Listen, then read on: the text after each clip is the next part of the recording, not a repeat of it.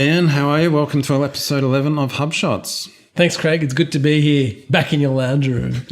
That's right. Another episode where we're recording in the same place. It's always good. Now, we have some exciting news regarding Stickers. Stickers. We love stickers. We've actually got some limited edition stickers for HubShots listeners. Why are they limited edition, though? There's only 100, Craig. And there will only ever be 100 of this design. Why is that? Because it doesn't have our website on it. We forgot to put the URL on the sticker, so there you go. Classic mistake. But the benefit is it means they are definitely limited edition. So how do people get a free sticker? Fill out the contact form on hubshots.com. That's right. So, yep. And thank you to our friends at Sticker Mule. Oh, great. It was really good service, yeah. Okay, on to shot one, inbound thought of the week. So we're going to talk about good content versus good enough content. And this was on the Inbound blog. Do you want to tell me more about that, Craig? Following on from what you talked about last week, just about how Inbound continues with their making videos of presentations available. So this is a really good one by Anne Handley that I listened to during the week. As you said, good content versus good enough content. It's a really good talk, but there was a few things I really liked about it.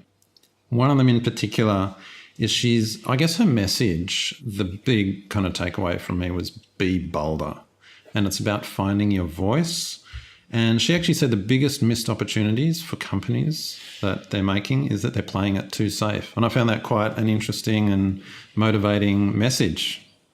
I tend to agree. You know what? And I think even for us, that's one of the things post-inbound, I've thought about how do we be bold with what we do and how do we differentiate ourselves. So one of the big things that I learned from inbound, and this came more out of the partner side, but was they found that partners that had a niche, so they said they specialize in a particular industry. So, for example, we specialize in automotive, property, industrial manufacturing, right? So as soon as we've started saying that, the response from people has been totally different, and it's kind of put us out there. And somebody said to me the other day, I feel really excluded. I mean, yeah, you will, but the thing is, I want to work with those people in those industries because that's what I know and I love. Right. So I think, again, being bold about who you are and what you're about is very useful, I think, for the people that you're trying to deal with. Okay, so our HubSpot feature of the week. Now, I don't know if this is a new thing, but up in my HubSpot notification area, you know, the lovely little orange light. I love that when that goes on. So there's been a few notifications lately, and the one that I had today was Eventbrite integration in HubSpot. I was like, oh, okay, that's really cool, but hang on, is this actually new? No, so I think that came out of Inbound when they talked about the connectors. Right. And what it does basically helps Eventbrite hook into the CRM and into the marketing part. So you can actually see the whole end to end of what's happening when someone actually signs up. They say, yes, I'm going to turn up to the event. And then you can see it all in your system. So I think that's the key benefit of it. Okay. So, yeah, agreed. Really cool feature. But I guess I was just a bit puzzled whether it was new or not. I guess it's not, but always good to be reminded of these things, I guess, and to take advantage of them. Or do you think it's maybe because they've been doing a lot with Eventbrite lately? It was maybe just another reminder that... Yeah, totally. And you know what? They've just partnered again, like co-partnered on a webinar to promote Eventbrite and HubSpot together. So, again, you know what? You never know what sometimes seems new or old to us can be new to somebody else because they're in a different part of the journey.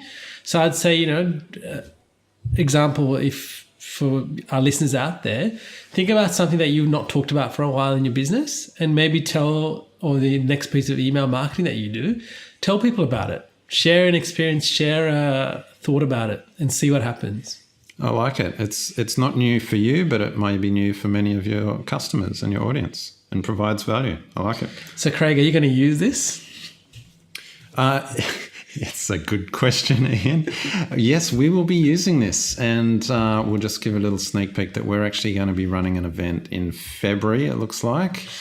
HubShot's training event. So, yeah, we will be using this integration. Yeah, so in Sydney, it'll be in Sydney to start off with, and we'll be running it. So we'll definitely test it out and get back to you how it's going. That's right. Stay tuned for that.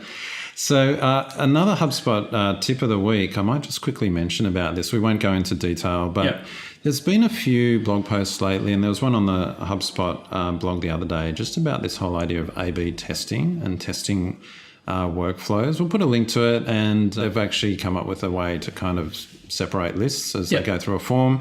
I actually commented on it and left a kind of an alternate option as well, and I think that's... I like what you did, actually, because I think that just goes to show that there is not one way to do something. There's actually multiple ways, and if you talk to different people, and I know that even when we have discussions together, we implement things differently based on our knowledge and our experience. And I think here's another great example of someone who's written this blog post is an engineer, and we're coming from a different perspective again. So we've found a different method to kind of skin the cat the same way. And I really like that example that you gave. Do you want to talk about that? Yeah. So one of the ways that I've been A/B testing with one of my clients has been kind of splitting lists. So we basically wanted to test a different subject line, and they're on the professional version of HubSpot. So there's no A/B testing facilities in that edition. So what we did is just came up with our own workaround, and we just split a list. We had their main list, newsletter recipients, as a smart list, and we just pulled that into two new smart lists. And in one smart list A, we just said if last name begins with A or C or E, and every odd, basically. Yeah.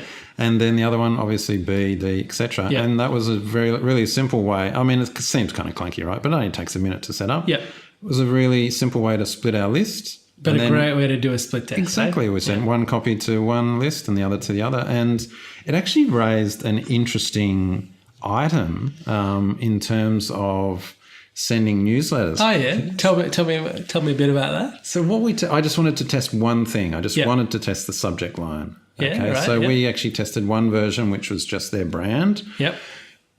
Brand name. Yep. So company name, right? Yeah, company name. Yeah. Newsletter, November 2015. The other one, we tested a benefit in the subject line to do with their industry they're in, and some benefit that we thought. Now, which one do you think did better? Well, which one? Well, when we were talking about this, I definitely said that the benefit would have been the one that caught my eye.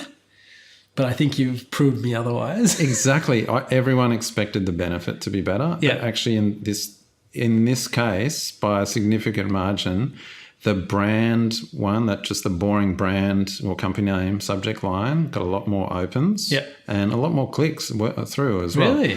Yeah, and we figured in this case that, and we'll keep testing, of course, this is just one test in 1 month, but we figured because they do have such a good brand that when you're in an inbox and it's just flooded with emails with all of these different calls to action and benefits and that, you're looking for credibility and, here's a newsletter from a company I trust.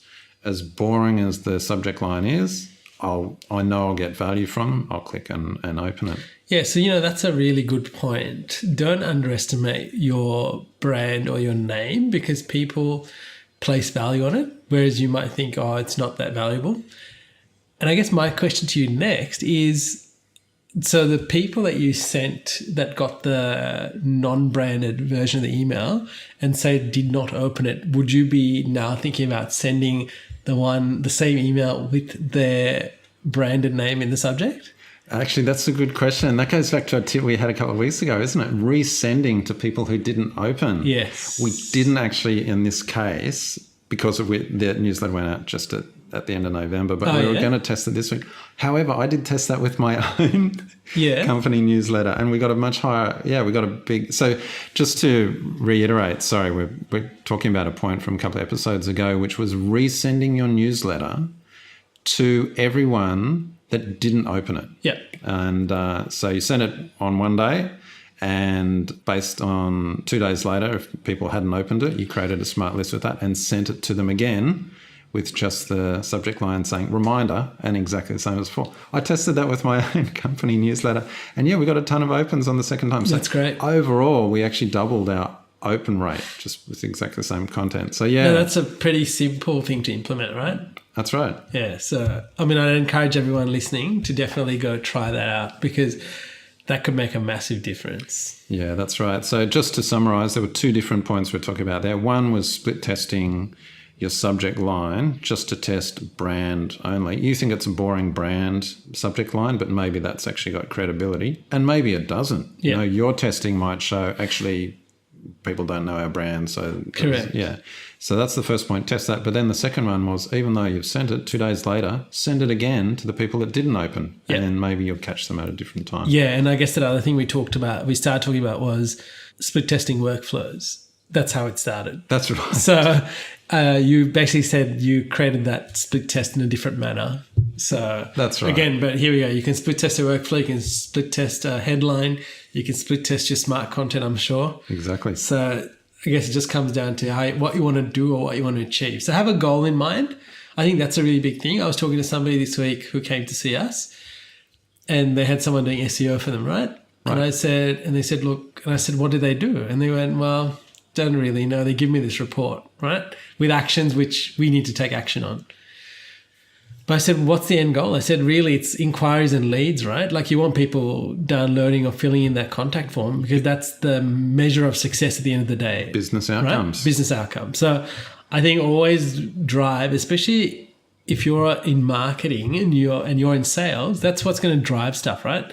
It's dollars in the door, business you've converted, or the quality of the leads that you've given the sales guys. So drive for that and push the conversation towards that. All right, on to our challenge of the week.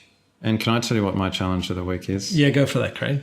Okay, so I was listening back to last episode and I realised I do this all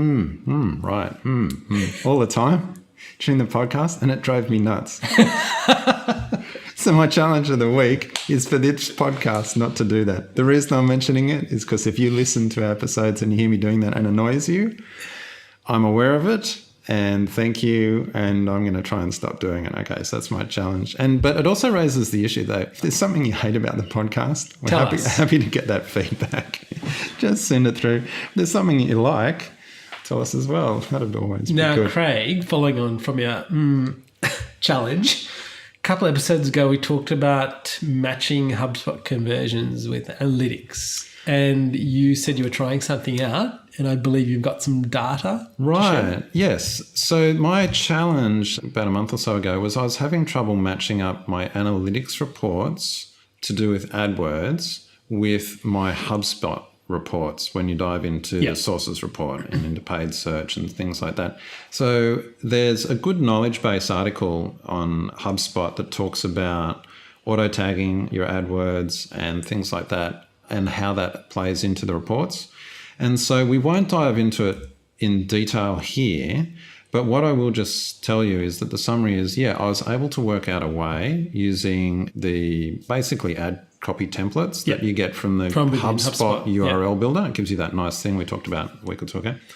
Using that in the ads to tag the URLs that come through to analytics, as well as keeping auto linking between AdWords and analytics in place. Because I was worried that might cause double ups, but it actually works flawlessly. So we'll just we'll point to that knowledge base. And so if you've had the issue where you can't match your AdWords with your HubSpot reports, this will hopefully solve it for you or get them back into sync. So that's great. Yeah, I've been really happy to get that all working again. All right, opinion of the week, Craig, and I really like this one. This is from the HubSpot blog. It's to do with the blog subscriber grey mail purge. Now, I'd never heard about grey mail, and this is GRAYMAIL. And so what they've done is they had 550,000 subscribers, right? And what they basically did was they purged, I think, was it 200,000? Yes, I think so. Or 250? That weren't engaging with their content. So they used a really good example. It could be something where you said, look, sign up now, you'll get 10% off your next order. So people basically just sign up because they want the 10%, but they're not really interested in listening to what you have to say. They just wanted the discount. So they might remain on your list, or they'll say, funnel it into this folder and never look at it. So they did that, and they actually want people engaging with their content. So what do you think? I think it's a great... I think it's really impressive, very brave. And so just to, follow on from what you said, they basically looked, if people didn't click, through. So not just open rate, but if they didn't click, that was their measure of engagement. So it's action oriented, isn't it? Yeah, that was their measure of engagement because they just felt that open rate can be misleading at times. If they didn't click in the last 6 months, they basically, they went through a process, but they put them into a workflow to remove them. Very brave, because as I said, when you basically cut in half your email list, like that's pretty drastic. And there was obviously a whole lot of internal discussion around it and debating it. Reason I really like it is because it's counterintuitive thinking. It's not something that you would think, I'll do that. But for me, the takeaway was kind of like, okay, well, let's think about the recipients getting value. Yeah. And if that means I have to cut something, as they say, a vanity metric, cut it back and take risks to give a better outcome for my audience, then do it. Like, I just think that's really admirable. Also think about it from the perspective, like if you're paying for all these emails to be sent out, you've halved your cost of sending, right? Because you're not sending it unnecessarily to these people. And I think that's also, like, I think we spoke about this in a few episodes at the start. It's like, do we have a process for cleaning up or knowing who is engaging or who's not engaging with us? And I guess this is another great example of, hey, we've built all of these subscribers, but let's go back and review it and say, who are the people we want to keep talking to and who are the people we don't want to talk to, and get that conversation happening. Yeah, exactly. I think their main goal was to provide better value for their email subscribers. I really like that they did that. The other thing I'll just mention, if you look at that blog post and look through all the comments, there's occasionally people popping up down in nested comments saying, I'm no longer getting your emails. I'm not. And there's a person within hours replying going, I've just checked with the team and I can see that whatever, there was a soft bounce or a hard bounce and you were taken off. We've fixed that. So it's a little bit of a separate point, but basically here's a company that's had more than 500,000 subscribers doing this massive kind of cleanup and purge, and yet they're dealing individually with comments, and there's quite a lot of comments, making sure that they weren't adversely affected from this. So I just really think that's a great spectrum from macro through to just individual care. So I think it's a really useful blog post. Read it, and also think about in your own company whether providing value is the focus. Yep. That's great. All right, general tip of the week, Craig. Okay, well, this is a good one from you. So this is about Google's accelerated mobile pages, which I don't know a lot about. I've read briefly, but why don't you explain? Look, I don't know a lot about it either, and I read about it on the weekend, and I was really intrigued because one of these big things is that Google wants to provide a better experience to people, and I think this is just along the path of actually doing that. So what it is where they can actually help you roll out a faster mobile experience for people. So we'll put a link to it. It's on Search Engine Land or Search Engine Journal, and basically it says, look, here's what you can do, here's what the takeaway can be. Now, something is happening in February where they're going to start rolling this out. So I would encourage people to start looking at it and go, well, do I really need it, or should I even just do a test, see that it's useful? So investigate it, see is it beneficial for your business, because it potentially can bring a lot of traffic, right? Especially if you've got a lot of mobile traffic coming to your site. Yeah. And you know what? It's just another avenue to get in front of people. So again, like I talked about virtual reality last week about getting the walkthroughs for your business. Yeah, right. This is another thing that you can use that will put you up there, because again, Google. So let me go back one step. Google's trying to give people what they want before they ask for it. So like I find it really interesting when we're searching now for stuff, like people's menus are popping up, open times are popping up, how busy they are. So on local things, I've noticed that it has graphs about hours of the day where they know you're busy, because they might be looking at people searching locally. Interesting. And then walking into places based on their geolocation, what's going on. And I think this is just another avenue that they're helping get the information to the right people at the right time in this micro moment of time. Nice. Yeah, so definitely something to check out. I'm going to be checking that out further. So that's Google's Accelerated Mobile Pages, AMP is the acronym there. Yeah, so the action item there, investigate whether it's beneficial for your business.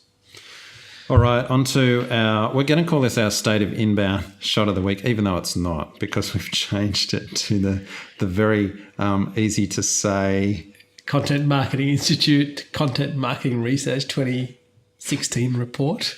Yes, which, as we said last week, that's just rolls off the tongue, doesn't it? But look, lots of great stuff in this report, and in particular because it has a special section which just focuses on Australia.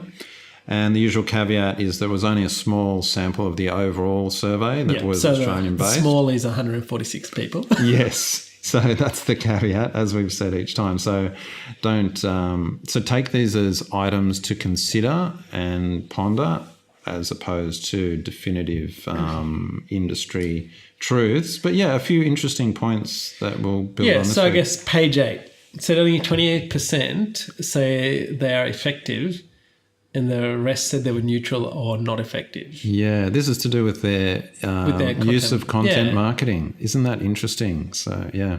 Which is interesting given that last time I remember us talking about it and there was a high percentage that were implementing. Yes. So does that mean that the people implementing are now saying that they actually don't think it's effective? No, they're saying that they don't feel that they are using it as effectively as possible. So they feel also we covered this last episode around what people felt in terms of their maturity. And a lot of people are embracing content marketing. And I actually made it motivation of the week was like, most people are not very mature at it. So like, don't feel too bad if you're sort of new to it. Put in the effort.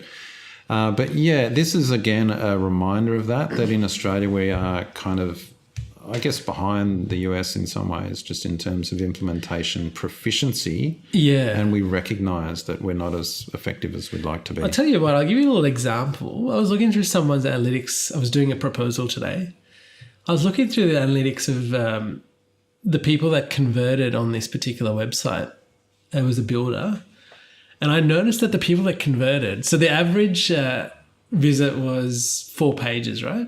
Or three to 4 pages, lasted about 3 minutes. Actually, that's pretty healthy. Yeah, that's it's good. healthy. Yeah. And what was interesting, when I said, just show me all the people that have actually converted, so filled out that form, the statistics was they spent twice as much time on the site, so it was about 6 minutes, and they looked at about 6 to 7 pages. Right. So that was really interesting because now I can, again, heading back to HubSpot and about understanding who these people are, you can put something in place where you say, look, if someone has looked at 6 pages on my website, has filled out the form, has come back, a few times, is a returning visitor, maybe you need to do something there. Right. And then convert them. So here's another metric which I didn't really capture before, but I was like, wow, okay, now I know something about these people that are converting.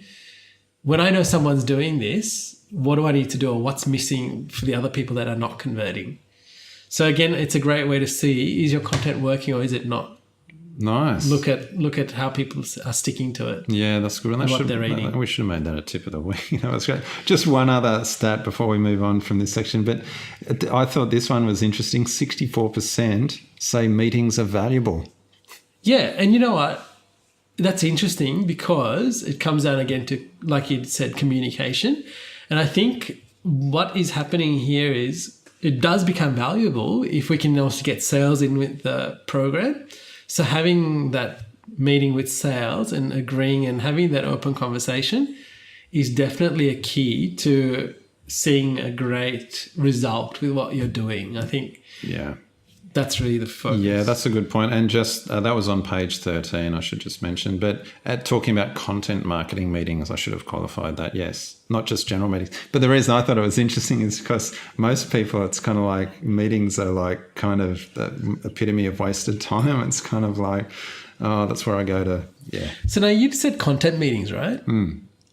I think that's really interesting because I think sales need to be actively in content meetings. Yeah, I think and they I think are, that they, from one of the things we got out of Inbound was that they spend a lot of time trying to find information to give people or to send to people. So I actually think that they need to be in those meetings. I agree. And I think they might be actually. Again, the sample size is so small. But yeah, it's really about, as we're saying, communication, effective communication, because quite often marketing just sits in the corner and doesn't interact with anyone else. So marketing, unless they're not providing leads, in which case it's like everyone's pointing the finger at them. But it's like, oh no, marketing and sales, they'd never meet together. But actually, yeah, they are. It is valuable. That's right. So All right.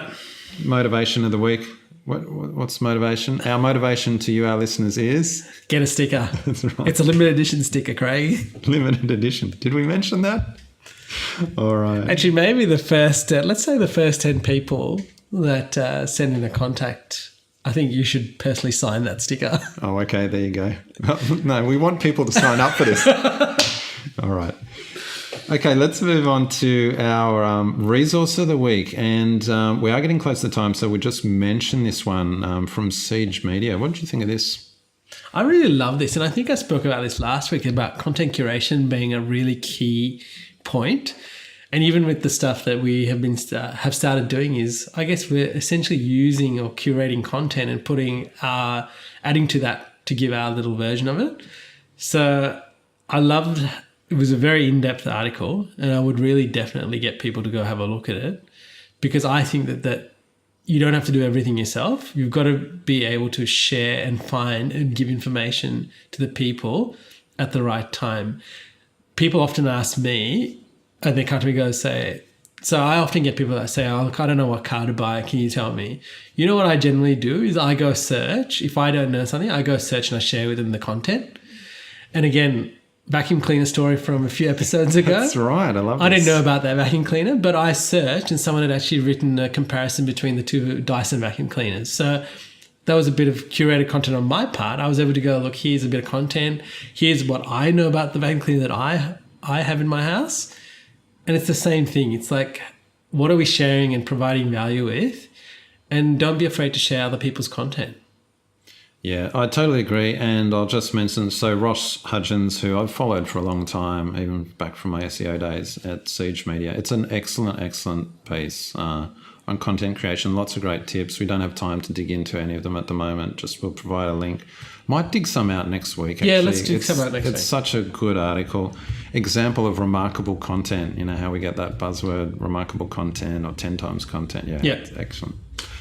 All right. So I actually wanted to ask you, I think we should have a new section, our shot 9 this can be, which is like podcast of the week, because we're a podcast and we listen to a lot of podcasts. Yeah. This week, let's go with one that we both love. And what's this? The Hubcast. That's the Hubcast. Marcus and George. Yeah. Love Big it. shout out for you boys. Yeah. We've never listened to this for so long. The reason it's valuable, and although I will say I think their intended audience was initially agencies, but I think they're generally HubSpot users now. If you're using HubSpot, there's a lot of value in this podcast because they've been using it for a lot of their clients really well. And George especially, I love George. He's got so many technical tips. So yes, he does. He's got some great training. So that's the Hubcast. We'll put a link to it. You can listen to them. And the last one, and this is one I've listened to for a little while.